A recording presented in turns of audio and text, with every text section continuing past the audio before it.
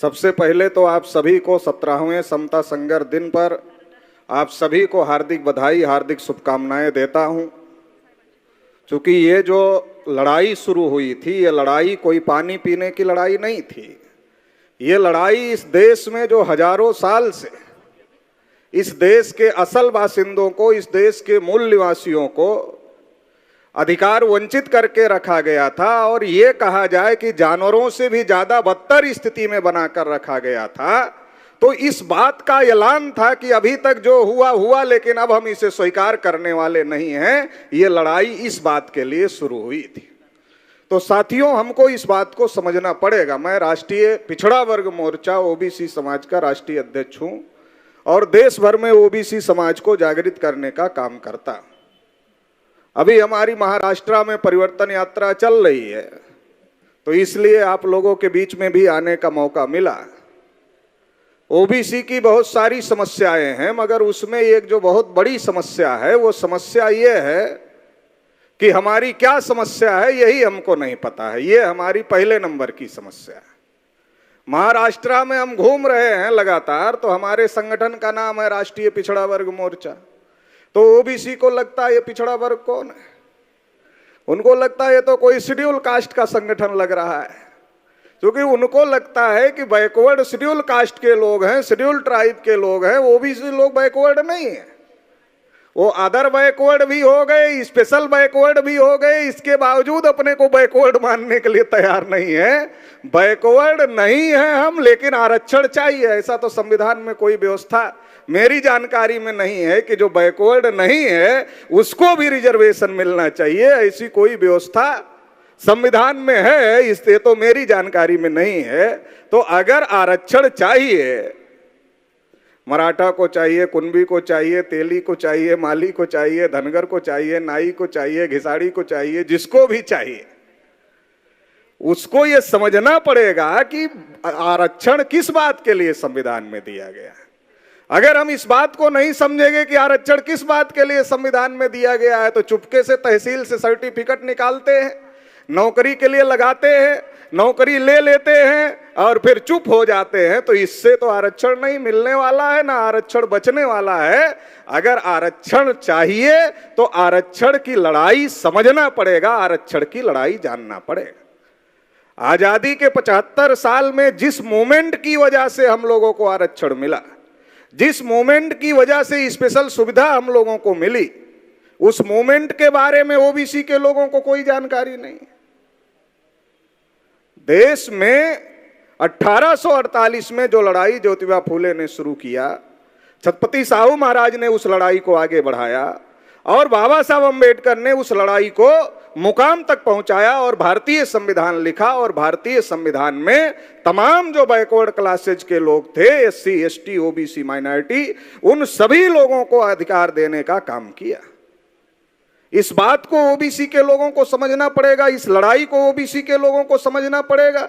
नहीं तो आजादी के 75 साल में हमको तो सेकुलर और कम्युनल में उलझा दिया गया है और हम उलझे हुए हैं। एक पार्टी हल्ला मचाती है हम सेकुलर हैं, एक पार्टी हल्ला मचाती है हम कम्युनल हैं, और आधे ओबीसी के लोग सेकुलर के नाम पर, आधे ओबीसी के लोग कम्युनल के नाम पर वो उन्हीं लोगों के पास में जाते हैं जिन ब्राह्मणों ने ओबीसी के लोगों को शूद्र घोषित किया, अनुसूचित जाति के लोगों को अछूत घोषित किया, उनको पढ़ने लिखने के अधिकार से, धन संपत्ति रखने के अधिकार से, बोलने सुनने के अधिकार से, कुर्सी पर बैठने के अधिकार से, तमाम प्रकार के अधिकारों से वंचित किया। आज भी सेकुलर और कम्युनल के नाम पर ओबीसी उन्हीं तमाम पार्टियों में हिस्सा बने हुए हैं। तो इससे ओबीसी को हक अधिकार नहीं मिलेगा। 75 साल आजादी को हो गए। एक अंग्रेजों की आजादी की लड़ाई चल रही थी, एक फूले साहू अंबेडकर पेरियार की आजादी की लड़ाई चल रही थी।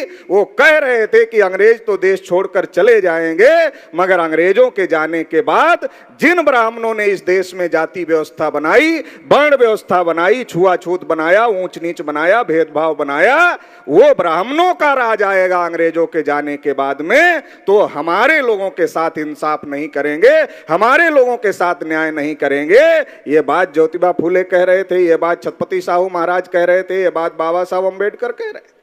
आजादी के 75 साल में वो बात सही साबित हो गई। जो बात ज्योतिबा फूले कह रहे थे, जो छत्रपति साहू महाराज कह रहे थे, जो बाबा साहब अम्बेडकर कह रहे थे, ये बात आजादी के 75 साल में सही साबित हो गई। संविधान बाबा साहब अम्बेडकर के द्वारा लिखे जाने के बावजूद, संविधान में सबके हक अधिकार लिखे जाने के बावजूद आजादी के 75 साल में हम लोग अधिकार वंचित हैं। और समीक्षा किस बात की हो रही है, बात किस बात की चल रही है कि संविधान को बदलना चाहिए। कुछ लोग बात कर रहे हैं संविधान में जो लिखा है वो कहां तक लागू हुआ, कहां तक नहीं लागू हुआ, इसकी चर्चा होनी चाहिए थी।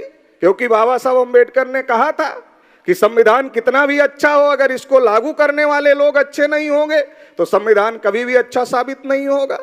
लागू करने वाले लोग 75 साल से वो लोग हैं जिन्होंने इस देश में जाति व्यवस्था बनाई, इस देश में वर्ण व्यवस्था बनाई, इस देश में छुआछूत बनाया। और आज तक एक तरफ आजादी के 75 साल में आजादी का अमृतोत्सव मनाया जा रहा है, तो वहीं दूसरी तरफ आज की तारीख में भी घड़ा छूकर पानी पीने की वजह से हत्या हो रही है। आज आजादी के 75 साल में देश के ये हाल हैं, ये हालात हैं देश के। तो हमको समझना पड़ेगा कि जो बात ज्योतिबा फूले, छत्रपति साहू महाराज, बाबा साहब अम्बेडकर कह रहे थे, उस बात को समझना पड़ेगा, उस लाइन को लेकर आगे बढ़ना पड़ेगा।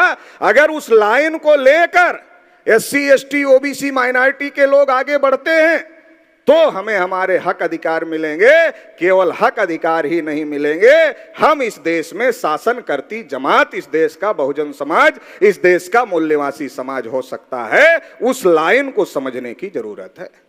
खास तौर से OBC के लोगों को मैं ये कहना चाहता, क्योंकि OBC के लोगों को क्या लगता है ये शेड्यूल कास्ट का मूवमेंट है, क्योंकि इस प्रकार से प्रचारित किया गया। क्योंकि 3.5% के ब्राह्मणों ने सोचा कि 52% के OBC को अगर ये मूवमेंट समझ में आ गया, अगर फूले, साहू, अंबेडकर, पेरियार 52% के OBC को समझ में आ गया, तो फिर किसको बेवकूफ बनाकर वोट लेंगे और किसका वोट लेकर के राज करेंगे, फिर तो हमारा काम धंधा बंद हो जाएगा। तो इसलिए उन्होंने सोचा कि 52% OBC तक ये बात नहीं पहुंचनी चाहिए, ये मूवमेंट नहीं पहुंचना चाहिए। और बहुत ही चालाकी के तहत इस मूवमेंट को रोक दिया गया और बहुत ज्यादा इस बात का प्रचार किया गया कि ये केवल दलित मूवमेंट है। और दलित मूवमेंट के नाम पर अलग अलग राज्यों में एक एक जाति तक इस मूवमेंट को सीमित करने की कोशिश की गई। लेकिन मैं धन्यवाद देना चाहता हूं वामसेप को, वामन मेश्राम साहब को, जिन्होंने लगातार कोशिश किया और पिछले 45 सालों से लगातार कोशिश का यह नतीजा रहा कि आज देश में तमाम जाति समूहों के बीच में ये फूले, साहू, अंबेडकर का मूवमेंट बहुत तेजी के साथ में पहुंच रहा है और OBC समाज के अंदर भी बहुत तेजी के साथ में पहुंच रहा है। तो OBC के लोगों को यह समझना पड़ेगा कि अगर हमें हक अधिकार चाहिए तो हक अधिकार इस लाइन पर मिलेगा, मस्जिद के सामने हनुमान चालीसा बजाने से नहीं मिलेगा। नहीं तो RSS BJP के लोग OBC को 24 घंटे और 365 दिन की रोजगार गारंटी स्कीम चलाते हैं कि तुमको क्या करना है, तो एक ही काम करना है, मुसलमानों का विरोध करना है। 14 अगस्त 1947 को पाकिस्तान बना, तब से लेकर आज तक OBC क्या कर रहा है, मुसलमानों का विरोध कर रहा, मुसलमानों का विरोध कर रहा। वो हमको कह रहे हैं कि एक एक मुसलमान 14-14 बच्चे पैदा कर रहे, देश पर मुसलमानों का कब्जा हो जाएगा। वो कहते रहे, हम सुनते रहे, देश पर मुसलमानों का कब्जा ना हो, इसलिए 3.5% ब्राह्मणों को वोट देते रहे। और नतीजा ये हो गया कि आजादी के 75 साल हो गए और अब वो अमृतोत्सव मना रहे हैं और हम पूछने की भी स्थिति में नहीं है कि अरे अमृत उत्सव में कितना अमृत हमको मिला 75 साल में, अमृत निकला 75 साल में, तो 52% OBC को कितना अमृत मिला, शेड्यूल कास्ट को कितना अमृत मिला, शेड्यूल ट्राइब को कितना अमृत मिला, ये हम पूछने की भी स्थिति में नहीं है। क्योंकि आजादी के 75 साल में जानवरों की गिनती हुई, कुत्तों की गिनती हुई, हिजड़ों की गिनती हुई, मगर 52% OBC के लोगों की गिनती नहीं है। इसमें सब्जेक्ट बनाया गया कि बाबा साहब अम्बेडकर ने कानून मंत्री पद से इस्तीफा दिया। बाबा साहब अम्बेडकर ने संविधान सभा में OBC के लिए आर्टिकल 340 लिखने का काम किया और आर्टिकल 340 जब नेहरू लागू नहीं कर रहे थे तो बाबा साहब अम्बेडकर ने कानून मंत्री पद से इस्तीफा दिया। मगर ये बात OBC के लोगों को पता ही नहीं। ओबीसी के लोगों को क्यों नहीं पता? क्योंकि उनके दिमाग में ठूस ठूस कर भर दिया गया है कि डॉक्टर अंबेडकर शेड्यूल कास्ट के नेता है, तो ओबीसी को क्या पढ़ना है, क्या सुनना है उनको। इस जो मानसिकता है, इस मानसिकता से ओबीसी के लोगों को बाहर निकलना पड़ेगा। अगर हमारे हक अधिकार हमें चाहिए तो उसकी लड़ाई किसने किसने लड़ी, कैसे लड़ी, और उस लड़ाई में हमको क्या मिला, क्या नहीं मिला। जो नहीं मिला उसके लिए हम संघर्ष कर सकते हैं। हम तो ओबीसी के लोगों को पूछ रहे हैं, मंडल कमीशन की रिपोर्ट पढ़ा क्या?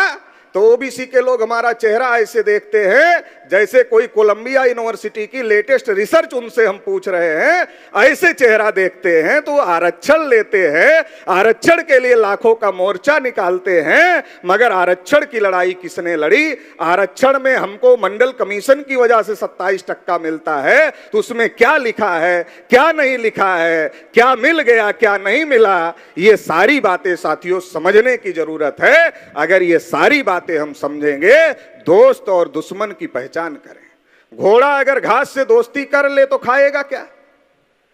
ओबीसी ब्राह्मणों से दोस्ती करते। अब ओबीसी ब्राह्मणों से दोस्ती करता है तो ओबीसी के हक पर ब्राह्मण कब्जा किया है। आजादी के 75 साल में अगर नरेंद्र मोदी को छोड़ दिया जाए तो एक भी ओबीसी 5 साल के लिए देश का प्रधानमंत्री नहीं बना। और नरेंद्र मोदी की जाति ओबीसी में थी नहीं, बाद में आई, और नरेंद्र मोदी बने नहीं, आरएसएस के ब्राह्मणों के द्वारा बनाए गए। इसलिए नरेंद्र मोदी 8-9 साल के कार्यकाल में ओबीसी के बारे में कुछ नहीं बोलते। नरेंद्र मोदी को आरएसएस के ब्राह्मणों ने कहा कि मोदी जी आप प्रधानमंत्री बन गए हो, आपको भाषण करने की आदत है, तो आपके भाषण देने की व्यवस्था हम कर देंगे। आप देश में भाषण करो चाहे विदेश में भाषण करो, आपकी व्यवस्था कर देंगे। आपके पास और समय बचता है तो गंगा में जाकर आरती करो, और उसके बाद भी समय बचता है तो मन की बात करो। एक समस्या पैदा हो गई है, महंगाई बेरोजगारी बढ़ रही है, लोग जागृत हो रहे हैं, आपके मन की बात सुनने के लिए तैयार नहीं है। ये समस्या पैदा हो गई है, इसका रास्ता निकाल देते हैं। तो इसका रास्ता ये है, मास्टरों को ऑर्डर कर देते हैं, बच्चों को लाइन लगाकर बिठाएंगे और आपके मन की बात सुनाएंगे।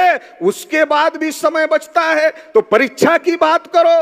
तो मोदी जी भाषण करते हैं, मन की बात करते हैं, परीक्षा की बात करते हैं, मगर 8 साल में ओबीसी की बात एक बार भी नहीं किया। आजादी के 75 साल में जिनकी संख्या लोकतंत्र में 3.5% है, वो प्रधानमंत्री बनते रहे, प्रधानमंत्री बनाते रहे। 52% के लोग नहीं बने। Schedule caste, schedule tribe, minority कहां से बनेंगे? और जिन मुसलमानों का हल्ला हो रहा, देश पर कब्जा हो जाएगा, वो कहां बने? जहां से कानून बनता वहां नहीं बने। 80% नौकरियों पर ब्राह्मणों ने कब्जा कर लिया। हाई कोर्ट, सुप्रीम कोर्ट पर ब्राह्मणों ने कब्जा कर लिया। देश की मीडिया पर ब्राह्मणों ने सब कब्जा कर लिया। तमाम जो संस्थान है उस पर ब्राह्मणों ने कब्जा कर लिया। और ओबीसी अभी इसी भ्रम में जी रहा है कि मुसलमानों का देश पर कब्जा हो जाएगा। 75 साल से हम और मुसलमान लड़ रहे हैं, न हमारा फायदा हो रहा है न मुसलमान का फायदा हो रहा है। 75 साल में मुसलमानों की हालत अनुसूचित जाति से ज्यादा खराब हो गई। सच्चर कमीशन की रिपोर्ट है। और ओबीसी की गिनती तक नहीं हुई, जानवरों की गिनती हुई। हमें हमारा हक अधिकार नहीं मिला। तो हमें समझने की जरूरत है, जिनसे हम 75 साल से दोस्ती कर रहे हैं वो दोस्ती ठीक नहीं है। मैं समझने की जरूरत है। अगर वो दोस्ती ठीक नहीं है तो हमारे स्वाभाविक दोस्त कौन हो सकते हैं? हमारे स्वाभाविक दोस्त शेड्यूल कास्ट के लोग हो सकते हैं, शेड्यूल ट्राइब के लोग हो सकते हैं, अलग अलग माइनॉरिटीज के लोग हो सकते हैं। अगर उनसे हम दोस्ती करते हैं तो हमारे ओबीसी के हित और उनके हित कोई आपस में नहीं टकराते हैं। लेकिन घोड़ा अगर घास से दोस्ती कर लेगा तो घास, जब घोड़े को भूख लगेगी तो घास ही खाएगा। ओबीसी ब्राह्मण को समर्थन देकर मजबूत करते हैं तो ब्राह्मण मजबूत होता है, तो ओबीसी को हक अधिकार वंचित करने का काम करता है। इस देश में मान्यवर काशीराम साहब ने नारा दिया, जिसकी जितनी संख्या भारी उसकी उतनी हिस्सेदारी। इस नारे का सबसे ज्यादा फायदा किसको होगा? इस नारे का सबसे ज्यादा फायदा 52% ओबीसी है, तो 52% ओबीसी को होगा, मगर वो सबसे ज्यादा नारा शेड्यूल कास्ट के लोग लगाते हैं, ये ओबीसी के लोग कम लगाते हैं, क्योंकि ओबीसी को ये बात समझ में ही नहीं आती है। तो ओबीसी के लोगों को ये बात समझने की जरूरत है। फूले साहू अंबेडकर पेरियार का जो मूवमेंट है, उस लड़ाई को समझने की जरूरत है। बहुत हो गया हिंदू मुसलमान, अभी हिंदू मुसलमान पर लड़ाई नहीं होगी। अभी इस देश में जिसकी जितनी संख्या भारी, उसकी उतनी हिस्सेदारी, इस बात के लिए लड़ाई लड़ने की जरूरत है। देश के हालात, देश की परिस्थितियां बहुत ज्यादा बिगड़ गई हैं। आप सभी लोग देख रहे हैं कि देश के हालात कितना ज्यादा बिगड़ गए हैं। ईवीएम का इस्तेमाल हो रहा है, लोकतंत्र खत्म किया जा रहा है, संविधान खत्म किया जा रहा है। कोई नेता बोलने के लिए तैयार नहीं है, जाति जनगणना पर भी बोलने के लिए नहीं तैयार है, और बोलते हैं तो कहां बोलते हैं? महाराष्ट्र में बोला लोगों ने, कहां बोला? विधानसभा में। विधानसभा में कह रहे हैं जाति जनगणना के लिए